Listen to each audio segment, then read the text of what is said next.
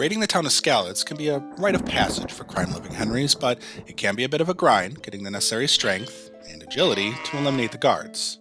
Many a guide will have you take a bow from the weakest guy and then stand on a wagon or woodpile, shooting arrows into arses until no more remain. That said, if wrecking Henry's reputation seems like an elegant solution, well, you still have a lot to learn.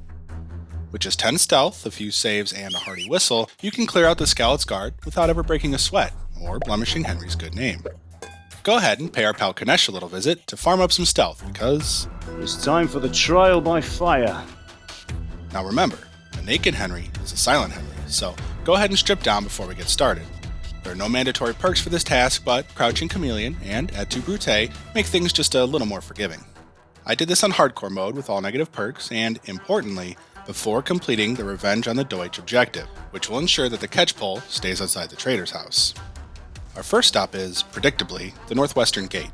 Ensure that no one is walking down this path here, and then wait for Adam to start a new farming animation that isn't facing you directly.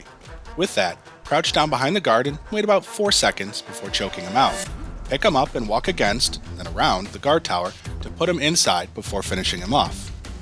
Throughout this, I'll be pointing out the best stealth gear that Skalitz has to offer, starting with this padded coif right here. Let's now turn our attention to the patrol guard. There are a number of different routes he may be walking, but all of them can be exploited by way of Kunesh's house. With low health and a missing axe, Kunesh will be sleeping soundly on his luxurious bench. We want to lure the patrolman here through the art of tactical whistling. When trespassing in a house, whistling will alert the residents and guards to something worth investigating. There seems to be a range to this, however. You'll need to time it so that the guard is somewhat near the house when you start whistling. It may take a few attempts, but once the guard starts walking toward the door, you'll want to prepare for a technique I like to call save stunning. Position yourself here in relation to the stairs and wait as the guard walks past to enter the doorway. At this moment, you'll want to pause and save the game. Schnapps is preferred, but save and quit will do in a pinch. Go ahead and crouch down before loading the save. When you return, the guard will stand for about 2 to 3 seconds while his AI decides what to do next. Knock him out and carry his body inside the house, placing him in one of the small rooms before finishing him off. This particular guard, unfortunately, has no stealth gear to offer us.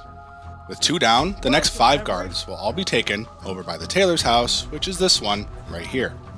2 people live here, the tailor and his Bianca impersonating wife. For whatever reason, their door always starts off unlocked, and that will allow us to bait the next guard. Enter the house and go to the front windows before whistling a few times. Run outside to confirm that the guard is indeed approaching, but be mindful that the residents may come to investigate. To keep them at bay, stand at their front fence. When they see you there, they will stop to question you. At this moment, just walk away to break their attention, which should return them to their routine while the guard continues toward the house. Follow him until he reaches the base of the stairs, and then perform our second and last save stun. After the reload, knock him out and carry his body over to this wash trough and drop his body roughly here. You can grab the dagger from this guard's inventory. We are going to use this body as bait for the next 4 guards. When ready, walk over to the stairs outside the front door and start whistling to attract the owners. When you see one or both of them approaching, it's time to run around the back and through the neighboring alley. Take vantage on this little hill and wait for the NPCs to call over the catch pole and the bailiff. Once you see them run past the fence, return through the alley and watch them from the neighboring property. If, at any point, they stop to face you, just strafe a bit to break line of sight, which should return them to the investigation. We are waiting for them to sheathe their weapons and walk away. When the first one starts to leave, approach the other for an easy takedown. Now, there's a pretty good chance one of them gets caught trying to climb on that woodpile over there.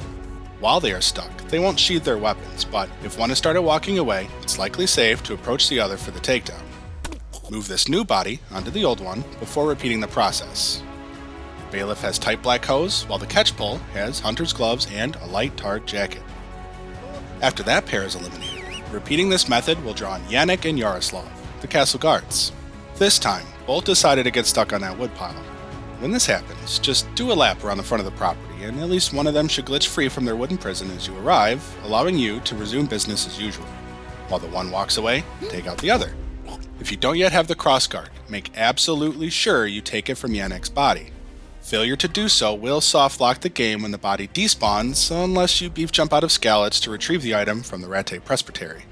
With one of the two eliminated, leave that body, and then follow the other one back to the castle. Now I opted to do a save and quit on the way back as a final checkpoint, just in case. In KCD, elevation differences can cause problems, so I avoid the hills and do my takedowns on the final straightaway to the castle, here, where there's a break in the fence. You can then throw the body down the hill and hide it if you'd like, before heading back to the tailor's house. The last guard is down at the southeast gate. Annoyingly, when he stands against the guard tower, which is most of the time, he cannot be knocked out. If you're patient, you can just wait until he moves in front of the gate and then take him out after he forgets you're there. However, we can force a window of opportunity by using the body we left at the tailor's house. Carry it through the back of the property and toward the path along the outer wall.